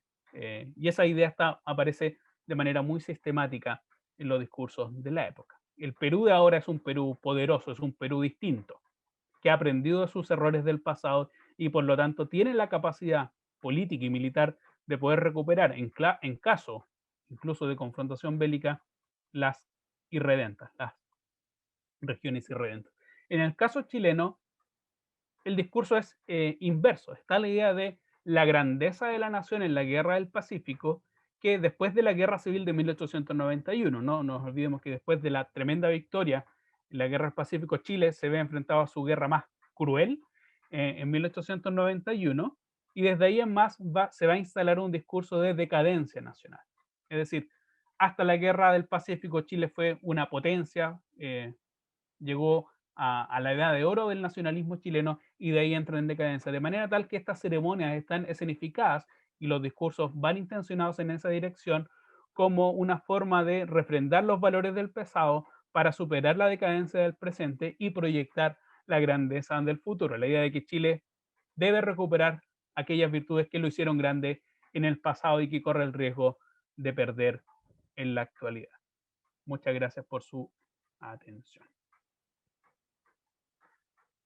Muchas gracias, Víctor, por la ayuda. Y ahora, para cerrar la mesa, lo va a hacer mi colega Iván Millones, con el título de su presentación es Política y Patriotismo, Caudillos y Partidos en la Posguerra con Chile. Tienes la palabra, Iván. Ok, muchas gracias. Estoy compartiendo pantalla, me dicen por favor si pueden apreciar. Ok, bueno, muchas gracias, gracias por la invitación a esta mesa, muchas gracias Gabriel. Y bueno, un gusto verlos a todos ustedes, investigadores en este conflicto, del cual voy a hablar, sobre todo refiriéndome a la posguerra y a la política y los partidos políticos en la inmediata posguerra con Chile. Así que creo que también esta ponencia pues cierra un poco la mesa porque voy a hacer varias referencias a temas que ustedes han venido exponiendo, pero con esta peculiar conexión con la política, una peculiar conexión entre política y patriotismo. Fíjense, la pregunta que yo me hago es ¿cómo es que influye la guerra con Chile en la fundación de partidos políticos al poco tiempo de terminado el conflicto? Porque efectivamente, al poco tiempo de haber terminado la guerra, se van a formar una serie de agrupaciones políticas y aprecien ustedes esto en esta diapositiva. Fíjense, tenemos la guerra con Chile, luego tenemos la guerra civil entre Cáceres e Iglesias y en ese lapso, fíjense los partidos políticos que se van a fundar. El Partido Liberal en 1884, el Partido Constitucional en el mismo año, el Partido Demócrata en el mismo año y al año siguiente el Partido Conservador. Podríamos señalar que se están configurando lo que podríamos considerar el primer ciclo partidario peruano. No todos estos partidos van a tener una existencia prolongada, de hecho solamente el Partido Constitucional y el Partido Demócrata, pero me llamó la atención en el vínculo que había entre la guerra y la inmediata fundación de estos partidos. Ya antes teníamos un partido y un partido muy importante, del cual ha dado muy importantes luces Carmen McEvoy, que es el Partido Civil, pero fíjense, todos estos partidos que aparecen inmediatamente termina la guerra y en un contexto de guerra civil. Entonces, debía haber alguna conexión entre la guerra, ¿no? O la posguerra, o lo que se recuerda de la guerra, con esas agrupaciones políticas, y ese es el tema que me ha interesado investigar. Ahora, está especialmente motivado por examinar cierta retórica que considera a los partidos como causantes de división, los partidos como facciones que atentan contra el bien colectivo. La guerra con Chile y la guerra civil que le sucedió pudo haber reforzado tal discurso. Sin embargo, se da una paradoja. Pese a tal discurso crítico de los partidos, aquel discurso que señala, reitero, que los partidos son facciones, que representan intereses de grupo y no intereses colectivos, que es una retórica que viene en realidad desde el siglo XVIII, pese a esa retórica que además se refuerza con la guerra, con Chile y con la guerra civil, en tanto en ambos conflictos hubo grupos peruanos, grupos políticos peruanos enfrentados, los caceristas contra, perdón, los civilistas contra los pierolistas, ¿no? Entonces, eso pudo haber reforzado un discurso antipartido. Sin embargo, como pueden apreciar, van a ser varias las agrupaciones políticas que se fundan. Entonces, ahí hay un tema interesante a explorar. La pregunta que me hago es, ¿cómo intentaron legitimarse los partidos políticos en una época aparentemente adversa? Y para ello examino dos aspectos, lo que he denominado patriotismo partidario, del cual voy a hablar a continuación, y también el positivismo en la política. De esos dos puntos voy a explicar sintéticamente a continuación. Bueno, en primer lugar también tener en cuenta si estos eran realmente partidos políticos. Seguramente, Carmen, cuando has hecho tus trabajos sobre el Partido Civil, pues has recibido ese tipo de de comentarios, ¿no? Si realmente eran partidos políticos, si el Partido Civil era realmente un partido político, cuando muchas veces se considera que partidos políticos de verdad serían partidos posteriores, digamos, a la década de 1920, pensando en el APRA y otros partidos que aparecen de ahí en adelante, ¿no? Aquellos partidos que tienen un mayor peso en términos de masas y con una mayor variedad doctrinaria e ideológica. Sin embargo, estos los considero partidos en tanto estas mismas agrupaciones se consideraban como tales. Y combinaban una serie de elementos de partidos clientelistas, caudillistas, con rasgos de partidos de notables, con una base ideológica liberal. En otras palabras, eran una suerte de híbrido entre diversos tipos de partidos, y diría yo que en las ciencias políticas contemporáneas suele haber aproximaciones de este tipo hacia los partidos políticos. Es decir, ya no como en el pasado, que se consideraba que en los partidos, pues, los partidos eran o predominantemente ideológicos, o más bien había que prestarle atención al aspecto de clase. No, más bien yo diría que en las ciencias políticas contemporáneas se suele hablar de estos partidos que reúnen diversos componentes. También si nos ponemos a asumir que los partidos no son realmente como pretenden ser o como dicen ser, también podríamos preguntarnos si actualmente, y acá pensemos en la época electoral que hemos vivido, si realmente lo que tenemos nosotros como partidos políticos son realmente partidos políticos. Entonces, por eso yo parto o asumo esta explicación para señalar que realmente los estoy considerando partidos políticos. Y evidentemente me parece que es significativo estudiar los partidos políticos en el Perú, teniendo en cuenta que este es uno de los países de la región cuyos partidos son más débiles. Y además, esta aproximación a los partidos en la década de 1880 es una aproximación a una época que vendría a ser fundacional para los partidos, una época en la cual se está formando, configurando lo que podría ser el primer ciclo partidario en el Perú, en el cual se le añade el Partido Civil y otras agrupaciones más que entran en crisis en la década de 1910. Bueno, el término patriotismo partidario que estoy empleando, con ese término me refiero al empleo del discurso patriótico en la lucha por el poder. En otras palabras, a la justificación de la actividad política y de la deslegitimación del rival apelando a un discurso patriota o patriótico. En este caso, la apelación al recuerdo de la defensa de la patria en la guerra con Chile está presente en algunos de estos partidos en sus discursos, en sus símbolos y en sus imágenes. La relevancia de esa retórica por el componente caudillista es notable, porque algunas de estas agrupaciones, como la demócrata, liderada por Pierola, y la constitucional, liderada por Cáceres, son partidos que se nutren en gran medida con este tipo de retórica patriótica. Y por eso me voy a centrar sobre todo en estas dos agrupaciones. También podría hablar de las otras que he mencionado, pero evidentemente ya no habría tiempo. Con relación al Partido Constitucional, puedo señalar que al fundarse reúne a seguidores del general y luego mariscal, otro personaje que ya fue mencionado en esta mesa, Cáceres, excombatiente de la guerra con Chile, y también inicialmente reúne a otras agrupaciones políticas. El heroísmo de la campaña de la Breña, otro episodio que también hemos mencionado en la mesa, legitima la actuación política de Cáceres y de los constitucionales que combatieron en ella. El rasgo patriótico del Partido Constitucional permite actuar en política a el desprestigiado civilismo, y también, digamos, el civilismo, este partido estaba inicialmente en el Partido Constitucional, o se fusiona con el Partido Constitucional, y también militares pueden actuar en la política a través del Partido Constitucional. Este patriotismo partidario que se encuentra en esta agrupación política la acompaña durante prácticamente toda su existencia. Así, en la década de 1910, he podido explorar, investigar que en la década de 1910 hay líderes locales del Partido Constitucional que son sobrevivientes de la campaña de la Breña y legitiman su actuación política por haber luchado, ¿no? Por ese heroísmo, por ese patriotismo, haber luchado en la campaña de la Breña, pues, digamos, algunas décadas atrás. y en algunos casos inclusive los líderes locales del Partido Constitucional son los hijos de aquellos excombatientes de la guerra con Chile, ¿no? Aquellos que ya fallecieron, ¿no? Aquellos breñeros que fallecieron, bueno, los hijos son líderes del Partido Constitucional a nivel local en la década de 1910.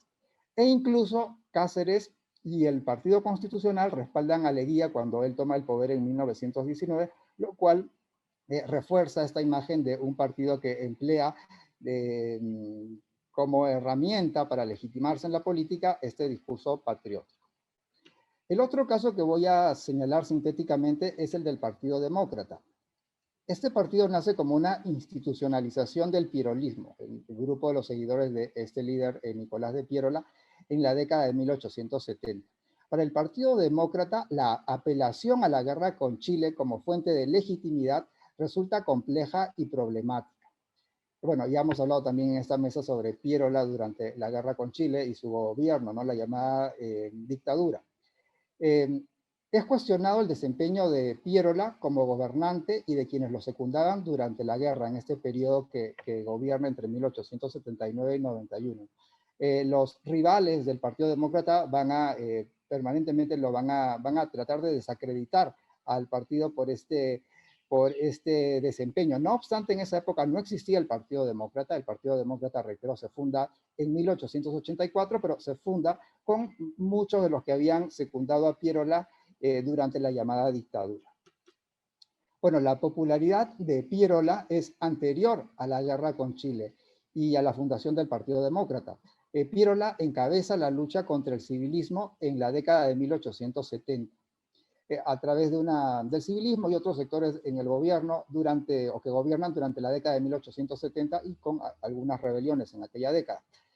Entonces, la recién fundada agrupación, el Partido Demócrata, se va a legitimar políticamente, destacando aquella actuación patriótica que habría tenido Piérola y sus seguidores en la lucha contra lo que ellos consideraban malos peruanos en la década de 1870. Entonces, si bien no pueden usar la guerra con Chile como un elemento discursivo que los legitime políticamente, sí usan otro episodio del pasado que para ellos es patriótico, no haber luchado contra estos malos peruanos en aquella década.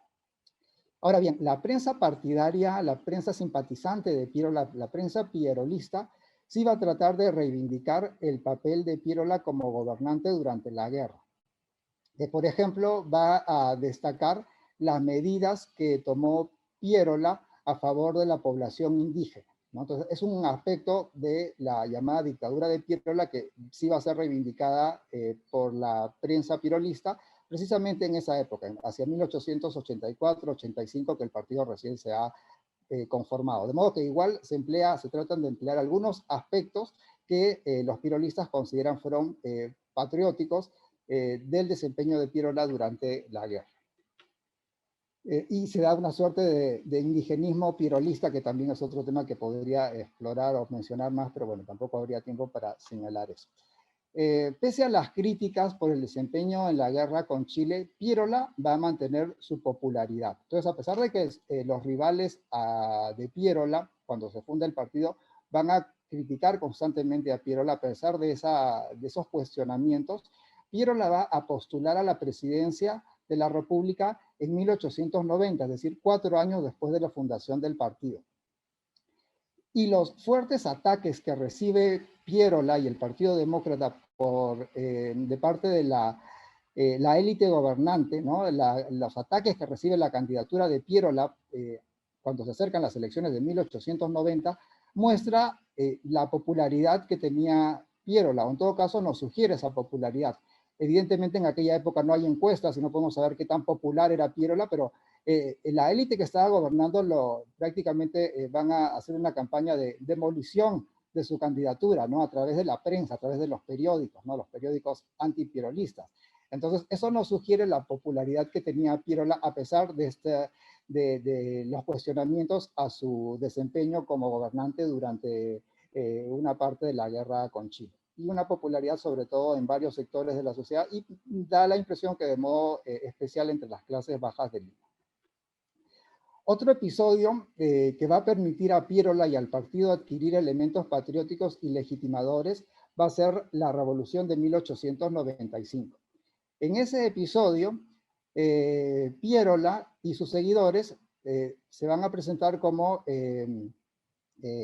quienes se están enfrentando a los malos peruanos. A quienes consideran Piérola y sus seguidores del Partido Demócrata como malos peruanos, serían a los que secundan el régimen autoritario y militarista de Cáceres, ¿no? Del cacerismo. En la Revolución de 1895, pues está el Partido Demócrata, está Piérola y otros sectores políticos, los civilistas también se unen a Piérola, y digamos que la Revolución de 1895 va a ser muy importante para la identidad del Partido Demócrata y se va a apelar luego, ya en los siguientes años y en la década, a comienzos del siglo XX, se va a apelar a este carácter patriótico del Partido Demócrata, pero aludiendo a esta Revolución de 1895 y reitero, haber luchado contra lo que ellos consideran malos peruanos, como estoy señalando, el régimen cacerista que es derrocado en 1895. Bueno, el otro punto, entonces, hasta acá, cómo se legitiman los partidos que se están fundando en esos años, entre el 84 y en el 85, apelando al patriotismo, ¿no? Y esta referencia que el Partido Demócrata luego va a emplear un episodio de 1895. Van a emplear luego ese otro episodio. Y con respecto al positivismo en la política, podemos señalar que la posguerra coincide con un cambio en el discurso sobre los partidos políticos. Se van a dar formas de modernización política. ¿A qué me refiero con esto? Que los partidos van a ir dejando de ser vistos como facciones, eso que había mencionado hace un momento, ¿no? El desprestigio de los partidos políticos, y aparece una valoración positiva hacia ellos, ya no de bandos que siguen a un caudillo, como el Partido Pardo, como así se le denominó al Partido Civil, o el Partido Pierolista, que también es un término que emplean sobre todo los enemigos, los rivales de Piérola, van a hablar del Partido Demócrata como el Partido Pierolista, pero para deslegitimarlo, ¿no? Para desprestigiarlo. Bueno, esas denominaciones comienzan a modificarse si uno examina la prensa de la década, los periódicos de la década de 1880 y de la década de 1890, vemos cada vez con mayor frecuencia que ya aparecen los partidos denominados como tales y ya no tanto Partido Pierolista, por ejemplo. Bueno, el positivismo es una filosofía de utilidad en esos años para articular diversos proyectos políticos y el término positivismo tiene variados contenidos. En este caso me refiero a una aproximación científica a la política que busca ordenarla mediante leyes e instituciones claras. Los partidos se presentan como medio para ordenar la lucha por el poder, permitir estabilidad política. Los partidos tratan de ser vistos, así es como se presentan ante la sociedad, y hay artículos en los periódicos de aquella época en los cuales los partidos, o se escribe sobre los partidos señalando que pueden ser una solución ante la crisis, ante la anarquía, ante la inestabilidad.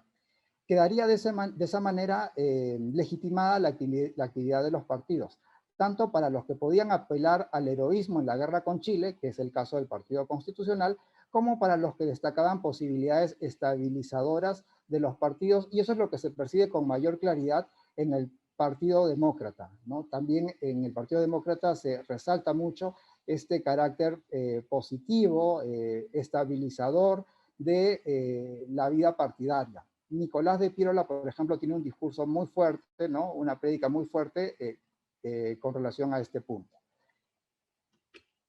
Y como comentarios finales, podría señalar que lo examinado en la inmediata posguerra sugiere ciertos elementos de modernización que siguieron al conflicto con Chile, aunque varios de estos elementos no llegaron a consolidarse, reitero. Lo que estoy aludiendo en esta ponencia es lo que los partidos pretendían ser y cómo se presentaban allá por el año 1884 y 1885. Luego, en los siguientes años, en realidad, no se consolidan esas tendencias, hay más bien tendencias autoritarias que sería complicado señalar, pero digamos, es interesante ver que entre el 84 y el 85 se ven esas pretensiones de modernización.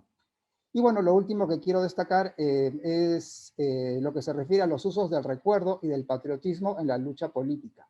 Esta instrumentalización del pasado, ¿no? Y del patriotismo en la lucha política, pues parece ser una constante en nuestra historia, y reitero, acá pensemos en nuestra reciente historia política y electoral, y es un tema que amerita la reflexión. Muchas gracias a todos.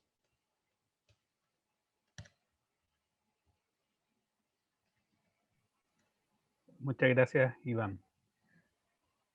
Estamos con, ¿qué será? 10 minutos nos quedarán para preguntas, comentarios, sugerencias.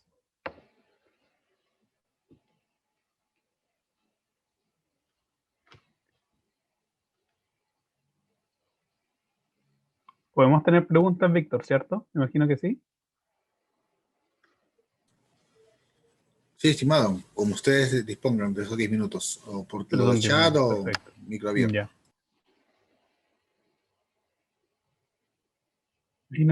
Mira, yo tengo una pregunta para Juan José. Y es en qué sentido, si en tu pesquisa has visto comunidades extranjeras que hayan sido más proclives o que hayan visto con buenos ojos la ocupación chilena, o que pudieran haber sido reprochadas o acusadas de colaboracionismo con los chilenos, o todas básicamente se cuadraron contra la ocupación chilena. Si has visto experiencias de colaboracionismo con la ocupación chilena en el ámbito de las comunidades extranjeras que tú revisaste. Bueno, sí hay algunos comentarios, ¿no? Más que todo muy personales. Por ejemplo, el caso de este francés que fue a buscarlo para matarlo a Cáceres, en fin, ¿no?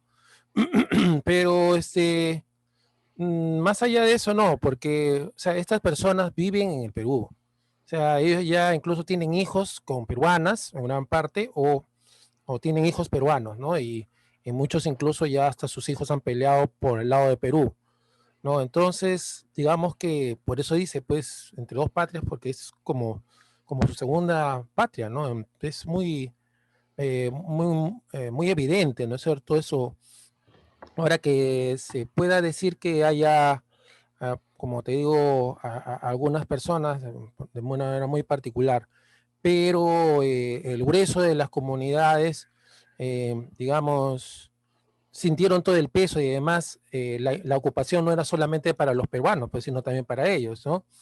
Aunque para ellos sí hubo una mayor y más rápida distensión, porque una parte de ellos, como hemos podido ver en los archivos de la arzobispal, ¿no? Ha habido casos, ¿no?, de matrimonios entre oficiales chilenos y mujeres de la élite peruana, limeña, que eran o extranjeros o hijos de extranjeros, como es el caso más famoso, ¿no?, de Amabilia y Esther Bielis, ¿no?, que lo comenta Adriana Bernú en lo que fue su amiga, ¿no?, en el Colegio Sagrado Corazón, ¿no?, etcétera, etcétera. Pero bueno, en fin, eso es, podría decir. Muchas gracias, Juan José. ¿Alguien tiene alguna pregunta o pasamos a Sí, leerlas? buenas tardes. Yo tenía una inquietud y quisiera que me la esclarezca la doctora Carmen. Usted habló en esta parte de los comandos fronterizos e hizo alusión a los mapuches. Sin embargo, pero luego usted dijo que los indígenas en Bolivia y en el Perú habían sido eliminados, ¿no? Y con ese mismo criterio iban a actuar contra los mapuches. Pero estaba pensando en el momento actual en el Perú, por ejemplo, nuestros hermanos indígenas que tienen apellidos netamente, no sé si decirle peruanos, pero sí procedentes del incanato, sí han hecho movilización social. Si usted ve, por ejemplo, apellidos como Quispe, Mamani y todos ellos en el Congreso y en otras élites profesionales. Entonces, ellos han tenido o tienen, ¿no?, presencia en estos sectores, cosa que no me parece, no sé, por eso quiero que usted me ilustre, haber visto en los mapuches. Es más, yo conocí a algunos señores chilenos que para ellos, no sé si el doctor Gabriel, no voy a decir de repente alguna ofensa, era una vergüenza hablar de ellos. No tocaban el tema. Entonces, no sé si me parece, y ahora, por ejemplo, que esta señora haya sido elegida para ser parte de la elaboración de la nueva Constitución, es una gran noticia. Pero nosotros en el Congreso tenemos, más que bien o más que mal, estos personajes de los apellidos que le mencioné entonces. Muchas gracias, señora Isabel. Lo que pasa es que le rogaríamos que fuese breve con la pregunta en honor al tiempo. Y Sí, por eso quería decir, ¿qué ha pasado? No, considero que en el Perú sí tienen presencia y en Chile no, estos grupos. Muchas gracias.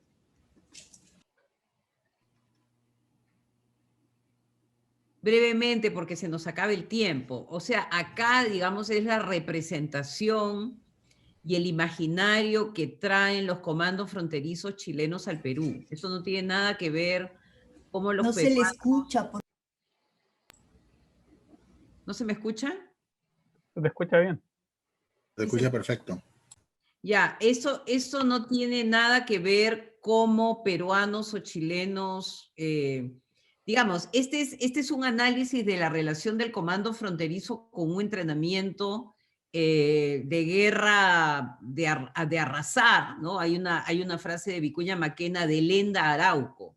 Arauco debe ser destruido, ¿no? Entonces, digamos, ese es el concepto, esa es la idea detrás de los incendios, detrás de la destrucción, de todo lo que se va viendo durante la Guerra del Pacífico por parte de comandos fronterizos que ya están entrenados en ese tipo de guerra que arrasa.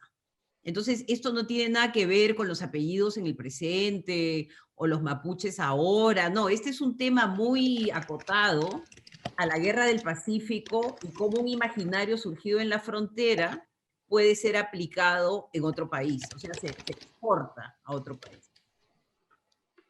Muchas gracias, Carmen.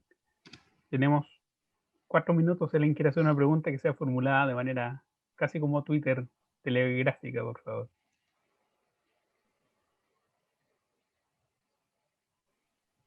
Tenía una para Patricio. Si es que hay experiencias de imprenta del ejército móvil en la campaña en la Guerra del Pacífico. ¿Hay experiencias de imprenta de guerra móvil tanto para la Expedición Libertadora como en la guerra contra la Confederación? Pero no sé si el boletín del ejército, el boletín de la Guerra del Pacífico es, desde la ignorancia, una experiencia análoga a lo que tú acabas de estudiar o de describir. Bien cortito, como Twitter también. Entiendo que el boletín de la Guerra del Pacífico chileno se imprimía en Santiago, eso hasta donde sé. Lo que existía era un periódico que era editado por un editor, valga la redundancia, de prensa satírica, Juan Rafael Allende, ¿ya? Que remitía esos escritos para soldados, ¿ya? Para soldados chilenos. Desconozco si había una imprenta móvil. Me da la impresión de que si es que ocurrió eso, aquellas expresiones fueron básicamente una vez que los ejércitos se asentaron en determinados lugares. En Antofagasta se empieza a imprimir el pueblo chileno a muy poco tiempo, perdón, el 14 de febrero a muy poco tiempo de ocupada la ciudad, y en Iquique entiendo que es algo similar. Sí, la verdad que la experiencia de la impresión como un aparato que está colocado como parte del ejército, la verdad que hasta este momento me es desconocido. Muchas gracias, Patricio. No, y yo quería un comentario para Iván, o sea, yo creo que el nombre Partido Pardo se lo dan sus enemigos, o sea, como una suerte de caricaturización, pero si tú te vas a ese partido, es el primer partido en forma, o sea, con estatutos, con digamos, entidades locales, regionales, o sea, se han mapeado al país. Entonces yo lo que más bien pensaría que junto con la diversificación económica que sucede en la guerra del Pacífico, porque digamos desaparece el salitre y aparece una economía mucho más, digamos, diversa y que tiene muchos actores, el Partido Civil sirve de modelo, ¿no? El Partido Civil sirve de modelo para el demócrata, porque si tú ves los estatutos de uno y del otro, más o menos se han copiado ciertas ideas, y después se dan cuenta que la política se tiene que hacer a través de los partidos. Entonces la idea de la facción, que era la vieja idea de la independencia, ¿no? Que las facciones son peligrosas, se va diluyendo en una sociedad moderna donde los grupos de interés que ahora son mayores necesitan de partidos para ser representados en el Congreso, ¿no? Entonces yo vería por ahí más bien una continuidad, una expansión de un modelo que fue eficiente y que se mantiene a pesar de la muerte del líder. Sí, sí. No, de hecho, el término, tanto como partido Pardo como partido Piérola, alude justamente a aquellos que son críticos a lo que ellos están creando, exactamente, ¿no? Es una visión contraria, ¿no? Exacto. Son partidos con estatutos, ¿no? Exacto, ¿no? De hecho, incluso el Partido Liberal, que es anterior al Partido Demócrata, también, o sea, sí tratan de conservar todo, mantienen todo eso, lo que es estructura y presencia a nivel local, sí, claro, esos partidos conservan eso. Kimper tiene un ideario, ¿no? Kimper tiene un ideario para el Partido Liberal. Exacto. Bien. Les agradezco a todas las muy estimulantes ponencias, a Patricio, a Carmen, a Iván, a Juan José. Gracias por participar en este panel, gracias por el interés. Y antes de que Víctor nos expulse con su justicia draconiana de acá, de este espacio virtual, un gusto verles y poder compartir con ustedes, aunque sea por este medio. Buenas tardes. Nos vemos. Gracias a ustedes, nos vemos. Vamos a tener la grabación. Bicentenario del Perú.